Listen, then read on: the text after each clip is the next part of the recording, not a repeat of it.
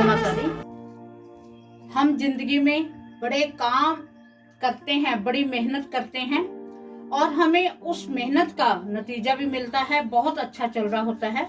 अचानक ही क्या होता है कि हमारे जो दिन हैं, हमें लगता है कि हमारे दिनों का फेर बदल हो गया है।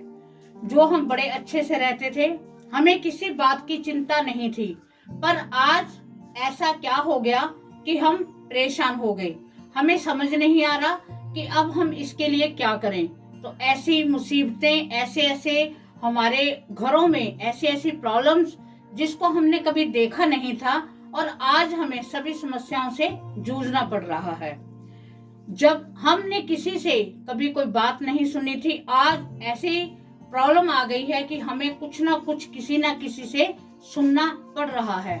ऐसा क्यों होता है? तो चलो, आज हमारी जो वीडियो का विषय है, सबसे पहले यही है कि कुछ हम अपने रोजाना की जिंदगी में कुछ ऐसी गलतियां तो नहीं करते जिनकी वजह से हम परेशान हो रहे हैं। अगर हम ऐसी कोई गलतियां कर रहे हैं तो हमें उसमें सुधार लाना चाहिए। इसके साथ ही मैं आपको एक या दो बड़े छोटे छोटे से उपाय बताऊंगी। इन उपायों को करोगे तो आपके घर से नेगेटिविटी दूर होगी। वैसे हम देखते हैं, जब हम सर्च करते हैं तो बड़े हमें उपाय मिल जाते हैं, पर मैं जो भी उपाय बताती हूँ बड़ा प्रैक्टिकल किया हुआ, जिससे वाकई ही असर हुआ है, मैं खुद उनको आजमाती हूँ। तो आज हम इस पर ही चर्चा करते हैं। पहले, ऐसी कौन सी चीजें हैं जो हमारे दुर्भाग्य का कारण बनती हैं? हम ऐसा क्या कर देते हैं, हमसे ऐसी क्या गलती हो जाती है जाने अनजाने, जिससे हमारा दुर्भाग्य है वो हमारे पीछे पड़ जाता है और सौभाग्य कहीं खो जाता है। तो चलो, सबसे पहली बात कि हम बाहर जाते हैं, कहीं भी जाते हैं, बाहर गए, बाहर बड़ी नेगेटिविटी होती है। हम ऑफिस में जाते हैं, कार्यस्थल पर जाते हैं, कुछ बिजनेस करता है वहां जाते हैं, हम वॉशरूम में भी जाते हैं। वहां पर हम अकेले नहीं हैं, हमारे साथ हमारे सहकर्मी जो हमारे साथ जॉब करते हैं, जो हमारे साथ कार्य करते हैं, वो भी पास में ही होते हैं। तो सभी ने एक ही जगह सभी ने जाना है। वहां से हम क्या देखते हैं कि सभी के पैरों की मिट्टी होती है, वो हमारे जहां हम रहते हैं, हम कार्य करते हैं, वहां पर आनी स्वाभाविक है। तो हम वैसे ही रूटीन में हमारा होता है कि हमने वहां से गए आए और ये हम छोड़ नहीं सकते। मैं कोई ऐसे नहीं कहने वाली कि वहां पर जाकर आप कोई जूते चेंज करो, वो नहीं। पर अगर आप अपने जॉब से, अपने कार्य से आते हो, तो कोशिश करो कि वो जूते आप अपने आंगन में ही बाहर की तरफ उतार दें, उसे अपने घर के अंदर न लेके जाएं, क्योंकि उसमें जो नेगेटिविटी होती है, हरेक का भाग्य अपना अपना है। कोई दुर्भाग्य को साथ लेकर चल रहा है, कोई नेगेटिविटी है, कोई ड्रंकर है, किसी के घर में क्लेश है, क्लह है, कोई कर्ज से पीड़ित है, किसी मतलब कहने का मतलब कोई रोग से, बीमारी से पीड़ित है, तो हम उसकी थोड़ी थोड़ी चीज अपने पैरों में ले आते हैं और हमें पता ही नहीं चलता कि हम किसी की नेगेटिविटी को लेकर आ रहे हैं। तो आप सबसे पहले ये कोशिश करें कि आकर अपने जो शूज हैं उन्हें आप वहां पर बाहर उतार दें। और जो आपके घर के अंदर की चप्पलें हैं, हमें नंगे पैर हम नहीं कई बार रह सकते, दिक्कत होती है, वो आप स्पेशल रखो तो बहुत अच्छी बात है, जो आपने अंदर ही अंदर अपने घर में पहननी है। सेकेंडली, हम घर में भी अपने वॉशरूम में जाते हैं, उसके लिए भी आपको चप्पल अलग रखनी चाहिए, क्योंकि वहां बहुत ज्यादा नेगेटिविटी होती है।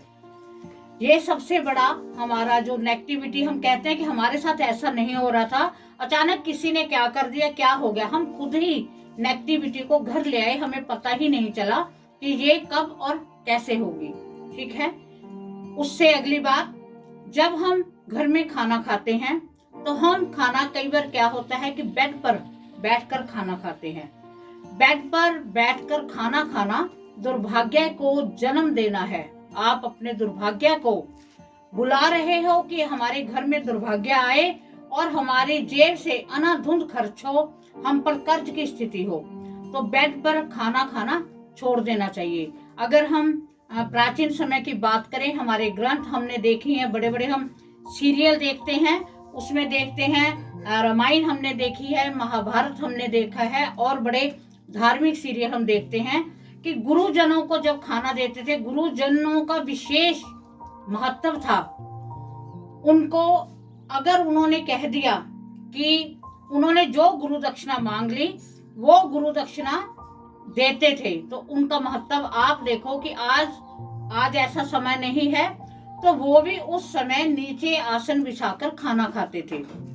एक वो कहते हैं कि बरकत जिसे कहते हैं, तो उसका कोई लॉजिक है कि जो धरती है वहां पर अगर हम बैठकर खाते हैं तो हमें विशेष आशीर्वाद मिलता है। चलो हम इस बात को अगर हम करें तो मैं कहूं कि धरती पर खाओ, ये पॉसिबल नहीं है। आज को सभी को हमारी डाइट ऐसी हुई पड़ी है, किसी को घुटनों की प्रॉब्लम है, किसी को बैठने की दिक्कत है। आजकल तो अगर हम सत्संग में भी जाते हैं तो नीचे बैठ के हमसे सत्संग भी नहीं किया जाता, क्योंकि ये दिक्कत आम पर हमारे सभी में है। तो आप बेड पर की बजाय आप चेयर लेकर वहां पर बैठकर आप खाना खा सकते हो, बट पलंग पर खाना खाना बिल्कुल नहीं चाहिए, बिल्कुल ही मना है। इस बात के लिए आप गुरेज करें। और आप देखना, अगर आप इन चीजों का परहेज करोगे तो आपको वाकई ही फर्क दिखेगा बिना कुछ उपाय किए हुए। तीसरा, जब हम खाना खाते हैं तो मैंने काफी जगह पर देखा है कि खाना खाकर हम उसी थाली में हाथ धो देते हैं। तो आपको पता है जो खाना है वो माँ अन्नपूर्णा का एक विशेष वास है उसमें।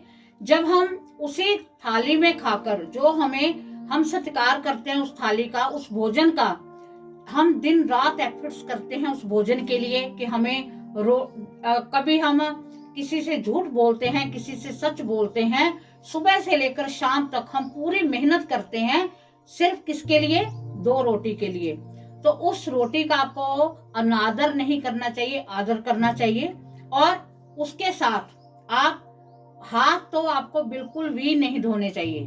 आपको सबसे पहले जब आपको थाली मिली, आपने थोड़ा सा टुकड़ा निकालकर अपने भगवान का शुक्रिया किया, अपने बड़ों का किया, या अपने माँ अन्नपूर्णा का किया कि हे माँ अन्नपूर्णा, आपको नमस्कार है, पहले आप भोजन ग्रहण कीजिए, फिर हम ग्रहण करेंगे। अगर आपको किसी ने भोजन में, मान लो आप कहीं जाते हो, आपको डाउट हो कि इसका भोजन खाने से हमें हो सकता है हमारे ऊपर कुछ करना दे, जब आपने भोग लगा दिया तो वो उस भोग का मतलब है कि आपने पहले अपने भगवान को खिला दिया। अगर कुछ असर होगा तो उस पर ही होगा, और उसका क्या है, जो भगवान को भोग लग गया, अगर किसी ने कुछ किया है तो वो डायरेक्ट उसके पास ही दूसरे के पास वापस चले जाएगा। सबसे बड़ी सेफ्टी ये है, ठीक है। उसके बाद में आपने जब खाना खा लिया, उसके बाद में आपने थाली को फिर सत्कार, पैरों से नहीं, आपने बड़े हाथों से उठाकर उसे रखना है।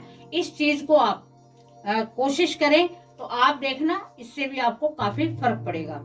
तीसरा, जो टाइम है, आजकल मोबाइल का समय है। खाना खाते हुए हम कहते हैं कि जो खाना बनाता है उसमें पॉजिटिविटी होनी चाहिए। ये ना सोचे कि ओहो मुझे ये बनाना पड़ रहा है, मैं कैसे बनाऊं, मैं दुखी हुई पड़ी हूं, या मैंने इतना काम किया अब ये रोटी बना के लो। इससे अच्छा है कहीं और कुछ खा लो, पर वो जो कहते हैं कि आत्मा कल्पती है, उसका खाना आपको नहीं खाना चाहिए। तो बनाने वाले को विशेष ध्यान रखना चाहिए कि ध्यान करते हुए, पाठ करते हुए, शुक्रिया अदा करते हुए आपने खाना बनाना है। दूसरी बात, जो खा रहे हैं उनको भी इस बात का विशेष आदर करना चाहिए कि भोजन हमारे पास आया है। मोबाइल का समय है, क्या होता है कि एक तरफ मोबाइल लग जाता है, मान लो मोबाइल पे कोई कर रहे हैं, मतलब पता ही नहीं चलता कि हमने कितना खाना खा लिया या नहीं खाया, या कौन सी सब्जी बनी थी, क्या हमने टेस्ट किया है। तो थोड़ा सा, क्योंकि ये कहते हैं कि राहु का प्रभाव ज्यादा बढ़ रहा है, इसलिए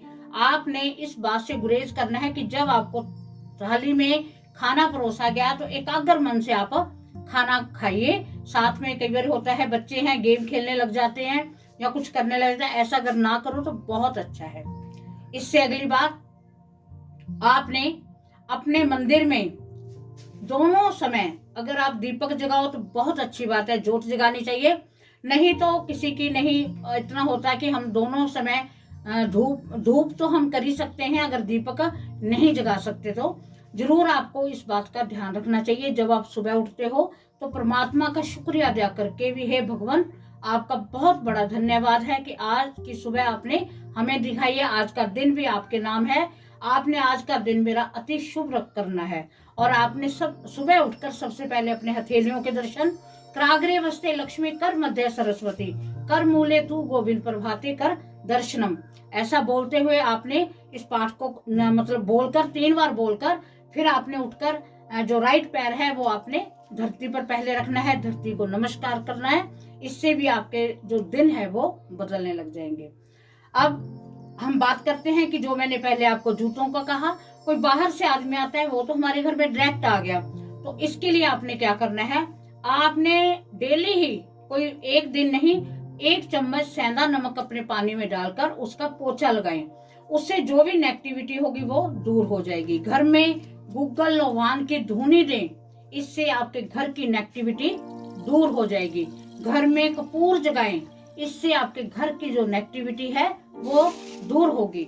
आपको ये छोटी छोटी चीजें आपको हमेशा ध्यान में रखनी चाहिए। और मेन बात, जो आपका मेन गेट है वहां पर आपका मैट बिछा हुआ है, उसके नीचे भी अगर हो सके तो थोड़ा सा सेंधा नमक डाल दीजिए। जो कोई आता है नेगेटिविटी लेकर, वो नेगेटिविटी बाहर ही रह जाए। मेन गेट पर काले कपड़े में थोड़ी सी फटकड़ी बांध कर रखें। और कभी 1 महीने में 1 शनिवार आपने अपने एक फटकड़ी का टुकड़ा लेकर अपने घर के चारों कोनों में लगाकर उसे चौराहे पर फेंक दीजिए करें। आप देखना आपके घर की जो नेगेटिविटी है वो दूर हो जाएगी। हम नवरात्रे आने वाले हैं, माँ जगदम्बा की हमने कृपा प्राप्त करनी है, तो हमें उससे पहले घर को शुद्ध करना होगा, घर में से नेगेटिविटी दूर करनी होगी। क्योंकि माँ का जो आना है, आगमन है, वो हमें विशेष कृपा देकर जाए, उनकी विशेष हम पर कृपा हो। इसलिए ये पहली वीडियो इसलिए ही बनी है कि हमने घर की नेगेटिविटी दूर करके फिर हमने माँ को आमंत्रण करना है, माँ को निमंत्रण देना है कि हे माँ जगदम्बा, हमारे घरों में आप विराजमान होइए और हमारे सभी संकटों को दूर कीजिए। तो इन बातों का आप ध्यान रखें। आप देखना, आपकी इन बातों से, आप ध्यान करने से ही आपकी समस्याएं बहुत ज्यादा सुलझ जाएंगी। आपको पता ही नहीं चलेगा कि कैसे हमारे जो दिन, बुरे दिन थे, वो अच्छे दिनों में तब्दील हो गए हैं। तो उम्मीद है कि आपको वीडियो पसंद आई होगी। अगर आपको वीडियो पसंद आई है तो चैनल को ज्यादा सब्सक्राइब करो, शेयर करो, फॉलो करो, जो आपको अगली और भी अच्छी वीडियो आपको मिलती जाए। माँ जगदम्बा के नवरात्रों में आपको डेली का पाठ और माँ के नवरात्रों में हमने क्या करना है, कौन से दिन कौन सी माँ की आराधना करनी है, ऐसे कौन से उपाय करने हैं जो माँ जगदम्बा हम पर विशेष कृपा मिले, आपको नेक्स्ट वीडियो में मिलेगी। तो आप सभी को आने वाले नवरात्रों के लिए शुभकामनाएं और आपकी नेगेटिविटी दूर हो, माँ जगदम्बा आप पर कृपा करे। इसी के साथ जय माता।